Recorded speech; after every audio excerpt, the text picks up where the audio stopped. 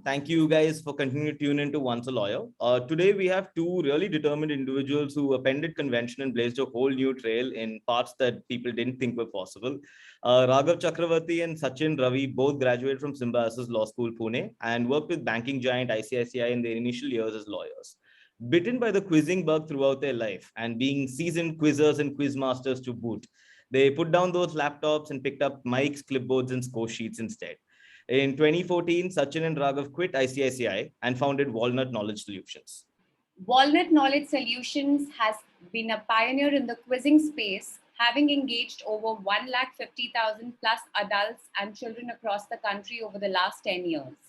After a few years, Sachin and Raghav launched Qshala, a curiosity-centered learning platform with live online courses designed to foster life skills and pique the inquisitiveness of young minds through quizzes, stories, and fun activities.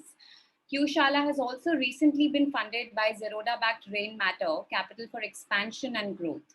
Fun fact, Walnut is also the first company in the world to conduct a quiz in all 7 continents in the world, including the Antarctic Peninsula, and holds 2 Limca records for the same.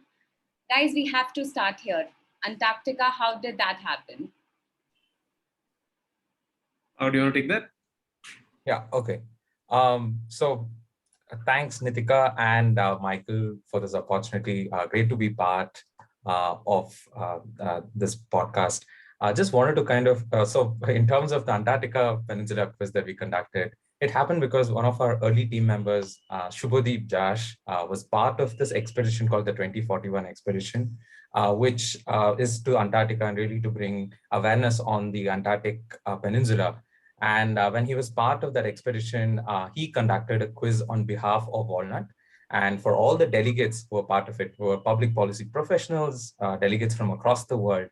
And because we conducted a quiz in Antarctica, and which is the most difficult continent in the world, and one of the questions there was, which was the first band to conduct a quiz in all conduct a concert in all continents of the world, was Metallica. And we took inspiration from that and said, why not conduct a quiz in all the continents of the world? So we got our team members and us, we went ahead, conducted a quiz in MIT, at the United States of America, at a school in Chile, startup incubator in Zambia, Hertie School of Public Policy in Berlin, and many quizzes in India, and a quiz in Deakin University. And that's why we were able to conduct a quiz in all continents of the world. So we hold 2 Limca Book of Records as a result. That's fascinating, guys. And this team member of yours, how did he survive the climate over there exactly? Lots of clothing, lots of layers of clothing, Michael. That's really what it was. So, how did the idea for Walnut or quizzing come about? Like, you guys were working in ICICI, and did that play a huge role? Did you guys know each other in college? How did it all begin? Yeah, I can take a stab at that. So Raghav and me, actually, we used to quiz in Bangalore schools, Nitika and Michael. So we used to be competitors of sorts in school quizzes in Bangalore. Raghav was a year senior to me. He used to represent a school called St. Paul's. I was representing a school called National Public School. So Raghav and me knew of each other back in school itself. So we used to be, in fact, we used to see each other on stage. There were lots of times where Raghav would sweep the quizzes at that point in time. And there's a couple that I'd also won. So we'd known each other for a while. And in our own independent sort of pathways, we decided we'd want to do law. We had our own inspirations to do so. And when we ended up in Symbiosis Law School, I ended up there in 2008, Raghav was there in 2007. Both of us needed teammates for participating in quiz competitions. And that's actually when we first formed a team. So participating in quiz competitions started as a team in 2008. And very quickly, we worked a lot on different projects in college. So college was really this melting pot of meeting incredible people, but more importantly, and a lot of opportunities also for us to kind of participate in the student council and create events and do things like that. But that's when, after participating in a lot of quiz competitions, we told ourselves there's an incredible amount of knowledge, curiosity, confidence, and critical thinking that quizzing built for us. Is that something that we can inculcate to other children? So while we were in college, when I was in my 3rd year, I think Raghav was in his 4th year, or I think 2nd or 3rd. So what we did is we went to a couple of schools near college and reached out to the principal and said, hey, listen, we quiz really well. We've been doing really well. We have the fortune of doing really well. We'd love to work with your kids and train them and talk to them and teach them. And very surprisingly, in just that first initial conversation, all the principals were like, hey, yeah, sure, come down. We'll in fact pay you for it as well. So the fact that someone is willing to pay us to do something that we love doing, which is talking to kids and talking to them about cool things, that's really the kind of pilot or the motivation that gave to us in college. That is what in fact, we set up a partnership firm in college and started doing work while we were in college itself in third and fourth year onwards. So ICICI was one kind of detour we took so that, we could kind of save some capital, tell our folks that all their 5 years of money that they've hard-earned money put in was not really going to waste somewhere. And we then kind of taken that jump from ICICI to start Walnut. So it was something we started off way back in college, and that's really how the kind of journey panned out. And the germs of Walnut then began during your time at Symbiosis in Pune, then, like the initial ones. That is correct. Oh, that's really nice. Yeah, like that's really nice to use that free time that you do have in college and stuff that you guys went to did this in schools. Okay, why quizzing in particular for both you guys? Like, what's the fascination with quizzing? Right. Michael, so while in school and college, I think the fact that we were quizzers kind of also give us as to what are different life lessons that give that to us, right? It gave us an identity in school, a sense of validation in school while we were quizzing, and that was one important thing. The second thing was constantly that was a source of I think quenching our curiosity on a lot of things. You read something about it, and then it got asked as a quiz question, and you answered it. And there were lots of things that we learned through quizzes as well. And I think that spin wheel kept going and going. And the joy of working out a question which you do not know an answer for, but you cracked it. I think these are the highs that keep pushing you to do it. But there's also other things, right? Like I made some amazing friends in school and other schools because we got to participate in so many of these competitions. But largely quizzing is a tool for learning, which enables you to be curious, sparks self-reflection, and provides you a space for, put the germs for lifelong learning, and keeps you always knowing to know that, you got to keep your cup empty or keep open, so that was probably, I think, what were the initial kind of this one for me. Yeah. So did you want to inculcate that in others as well, or sort of like foster that feeling in others as well? Absolutely. I think as a matter of self-expression that way, I think was probably what really drove Sachin me. Yeah, Sachin. Yeah, I think like Michael and Natika, if you think about it, everyone is inherently always curious, wanting to share interesting information, tidbits. And if you're fascinated about something, you kind of go into a rabbit hole and read about it, right? So that sort of pursuit, which we did for fun, the fact that we were getting rewarded for it was just almost the most incredible thing. Like just for doing something you loved, you got kind of rewarded, and gave a lot of confidence, and it kind of built a lot of internal traits for me and for Raghav as well. I think especially when you work in a team, there are so many dynamics that you end up cultivating in a real-time scenario, because you're in a very in a competitive space. You're supposed to answer questions in a split second and things like that. But that, I think, is really why quizzing, I think, in our own ways became very integral to each of our identities. And we felt like, because it gave so much to us, can we kind of put out a form or a product or an offering that really does that for other children, for other adults as well? Right. That's really how quizzing really came. That's actually a good segue into my next question. So how did you exactly go about ingraining this enthusiasm for quizzing? Like, what are the services that Walnut did? What did Walnut do exactly? Right. I think we can broadly divide it into two audiences. I think depending upon the audience, we had different offerings. So children and working with children was a very, very big part, and continues to play a very big part in terms of who our main audience is. So that's really where Q-Shala comes in, as you mentioned earlier. So the Q-Shala program, the pilot we ran in college, what we used to do in schools, then we worked in many schools across the country. In fact, around 100 odd schools in 6 cities that we, at our peak when we were an offline business, and now as an online offering. That is one product and one offering, which is building life skills, building the kind of skills that we all wish we were taught in school, right? So that's one audience. The other audience is adults and college-going kids, for example, and conducting conventional quiz competitions. So think of Raghav and me as maybe like an equivalent, or someone aspiring to be like a Derek O'Brien, or in that same sort of sphere. The conventional quizmaster, a host, MC of sorts, asking questions, preparing the content. So So there was a what big kind of, market for that as well. sorry to interrupt you there. So just Please. focusing on that, like what kind of events did you guys do with Walnut, like in the first few years? Across the board. I think I'll quickly just give you a summary from a college festival to a diversity event at a New York-based bank to a wedding. I think these are the variety of events we've done. But Raghav, you can talk about a little more. Yeah. So Michael, interestingly, one of our first breaks that we got was to do an inter-school quiz, followed by, we did multiple inter-school quizzes. I think the first big quiz that we did was for a local Kannada newspaper called Prajavani. It was a bilingual quiz in Kannada and English across all about 11 districts in Karnataka, and that was a huge event. And we so that was one of our first breaks. And then new opportunities came up. We were fortunate enough to conduct quizzes in most IITs, IIMs, and their fests, etc. One with the Tata Group, they have this program called the Tata Administrative Services, where they conduct these fun, interesting, curiosity-based events in premier management and engineering colleges.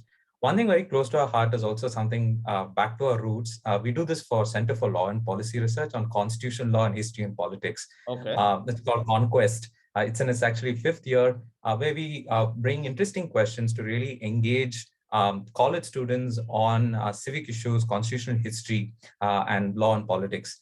So that's been a very interesting quiz that we do across. We have also conducted quizzes for the government of Karnataka. It's in its third year, where we've on Swachh Bharat across all districts in Karnataka. It's a bilingual quiz again. And Agastya Foundation and Texas Instruments, we've done this huge science and technology quiz across the state. So multiple quizzes like this and a whole lot of corporate events as well. But this is largely the tenor of the events. But Sachin also mentioned some interesting quirk events where we've done quizzes in weddings, and so on as well. So we've tried to use every opportunity where we can really make a fun, curious event contextual to that event's novelty, and try to engage audiences. Got it. Nitika, we can't hear you. I think you're on mute. It's been quite a career for you two guys and the trajectory, I must say. I mean, how did your legal degree help you prepare for this journey? Okay, I'll take a stab at that. I think we are our in-house lawyers. I think as much as we are very, very, it's been a really long time since we actually practiced the law, but at least if there's an agreement, if there's something that needs to be vetted, at least we have some amount of knowledge to go ahead and give it a glance, give it a read. And if there's something extremely technical or something that needs to really be given to to lawyers per se, we really do that as well. But I think my other perspective on this is, I think what was great about the law degree was, I think, a great liberal arts education for someone who wasn't really, at least in my case, on a Raghav's case, to really know what we really wanted to do after 12th, right? We picked law. At least I was told law is a great career because someone made a correlation to say quizzing and civil services and law to be a good segue. I think Raghav also has a similar story as well. So the fact that 5 years was a kind of playground for us to kind of learn different topics from a liberal arts perspective, from a legal perspective as well. I think we were very curious about the kind of things we were learning, and it allowed us to do a lot of other things, which was conduct classes and do a lot of stuff at college.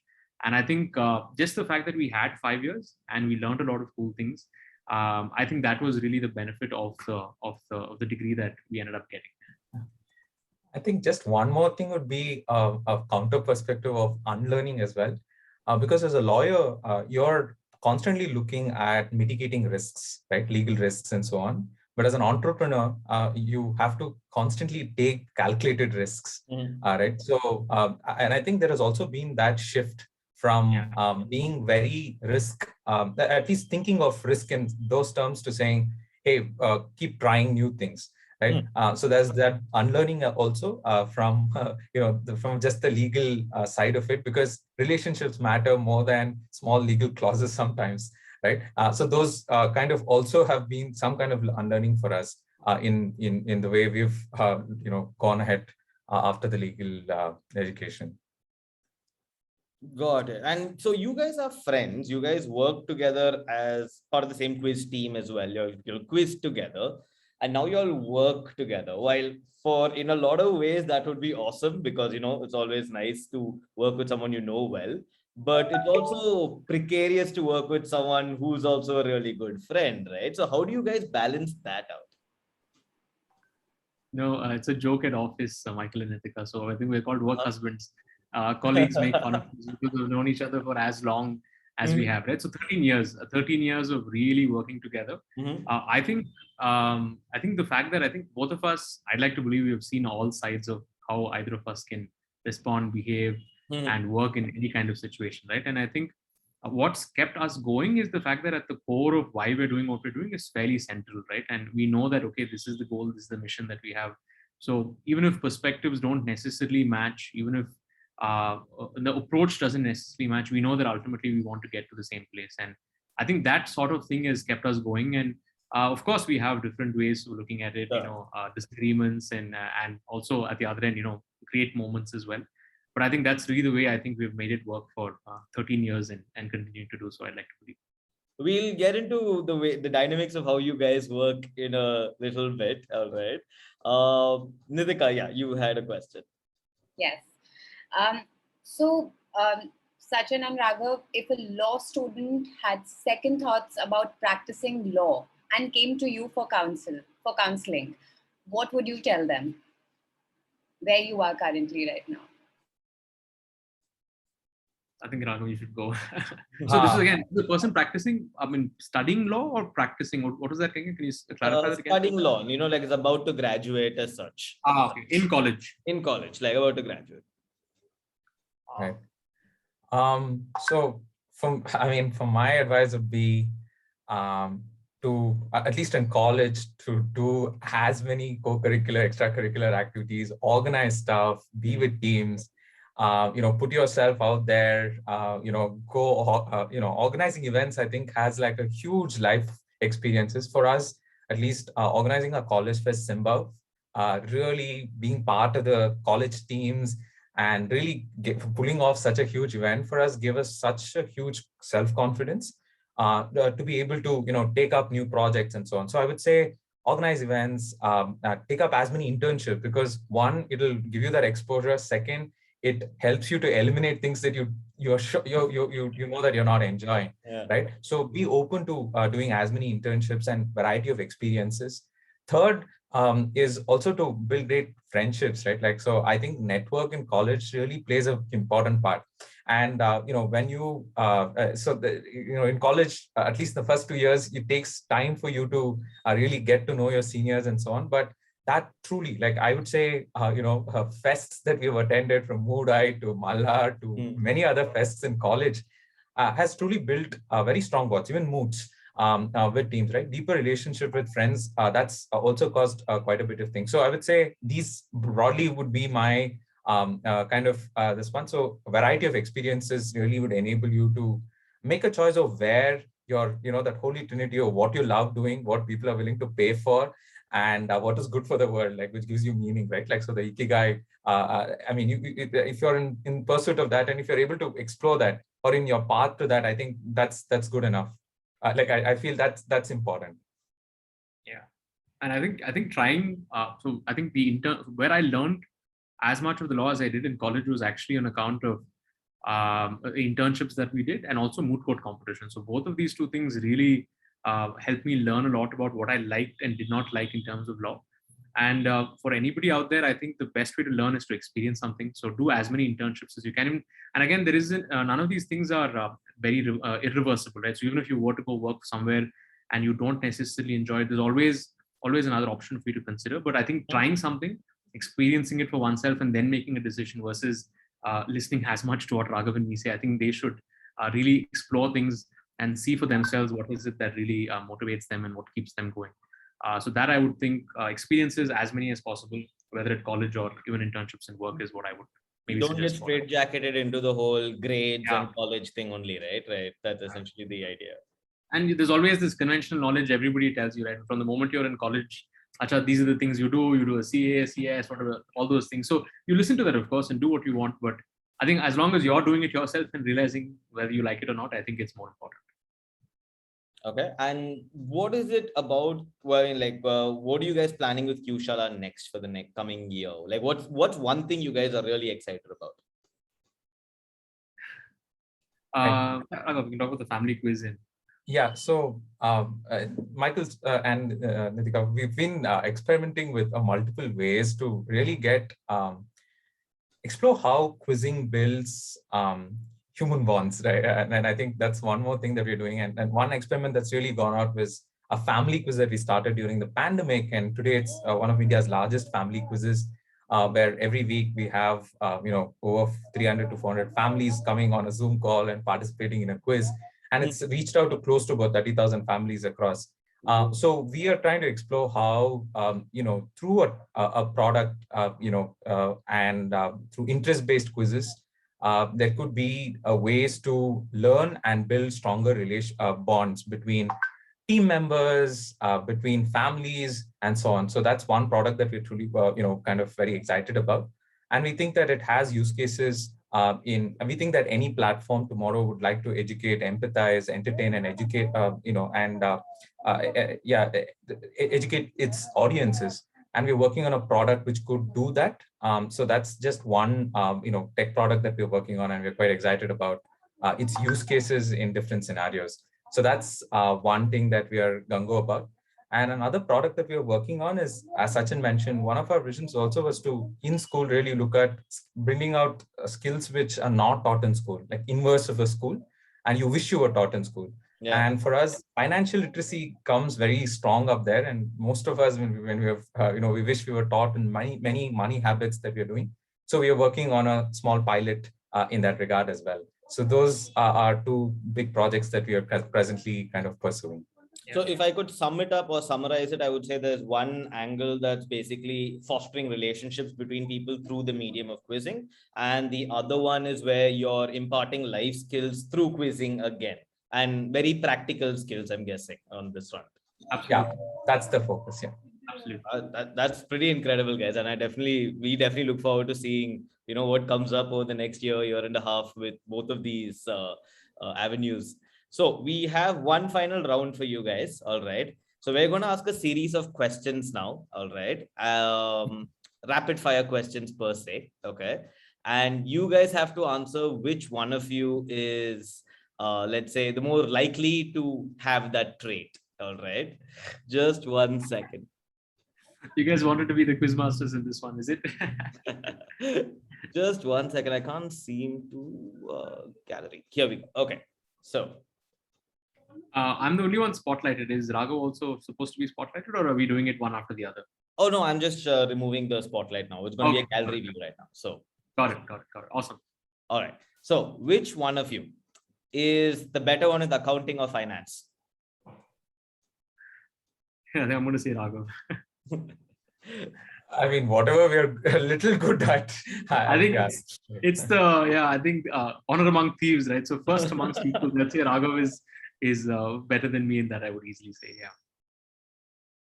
Okay, so who's the bad cop amongst you two? I think I would say Sachin. Sachin has, he can be like a really badass when he needs to, and he can pull it off pretty well. I'm trying to imagine Sachin as intimidating. It's a little scary. It's not the white hair, Michael. It's not the white hair. Who is terrified of a camera when it's pointed at their direction? I think the honest truth is both of us, I think, have gotten to like it a lot more. I'd like to say that it's because, conducting quizzes is really putting yourself out there, right? And it's in front of an audience, maybe sometimes 1,000 folks, 2,000, 3,000 folks. So I think my answer is we're in our own process of figuring out how to really put our best version out there. But I'd say we're a lot more comfortable now than earlier. But I think I was just from my this one, I think instinct. Sachin is much more, he can ease into a conversation much better. And just from a camera perspective, I think he's a little more ease than I am. So I would say Sachin is a lot more comfortable with camera and so on. Okay. Okay, then who's the better quiz master amongst you two? Good question, Nitika. I don't think we've discussed that, but I'm going to say Raghav. Raghav is in terms of, so I think for different audiences, I think for Raghav, for children, parents, and the kind of charisma that he has, not that for other audiences it doesn't work, but I think just in terms of the way he says the story and the way he does it, I think those trends play out for those audiences. So I think I would say Raghav in for those audiences. But I would say the other way.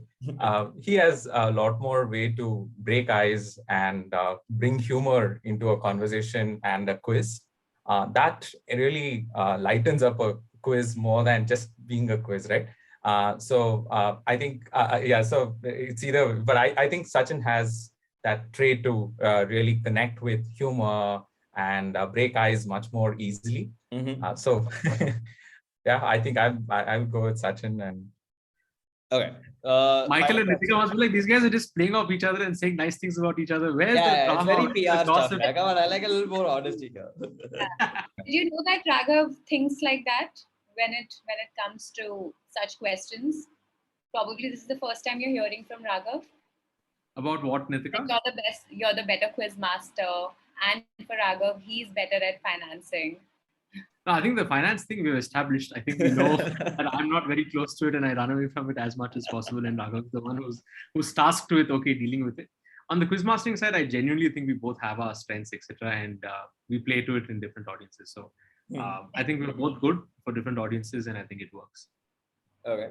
Who likes unwinding more? Like Friday or Saturday or Sunday, actually, considering I don't know when you guys stop working, but whenever you guys stop working, who's the first one to shut the laptop?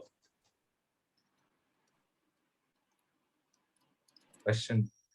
I'm going to say me because Raghav. I think I'm going to say Sachin. Yeah, I think Raghav. I think shutting the laptop takes a little bit more of effort for Raghav to do, and I think I do it a little more easily. Okay. All right. So we're pretty much at the end, guys. Thank you both so much for doing this. I know it's like an early day today, and we just got started our morning with this. I hope you guys had fun with us as well.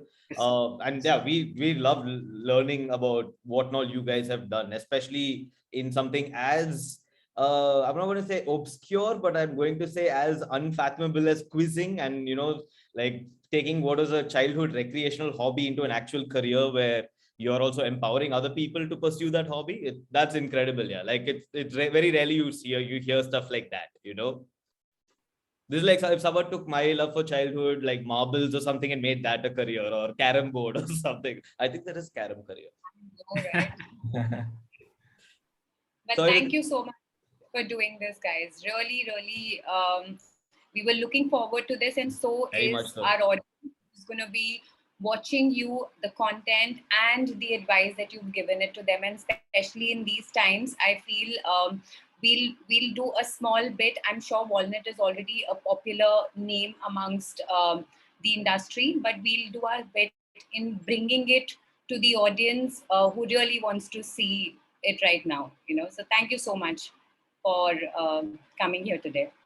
It was a pleasure speaking to both of you, Nitika and Michael. Thanks so much for the opportunity. And we'd love to see how this comes up.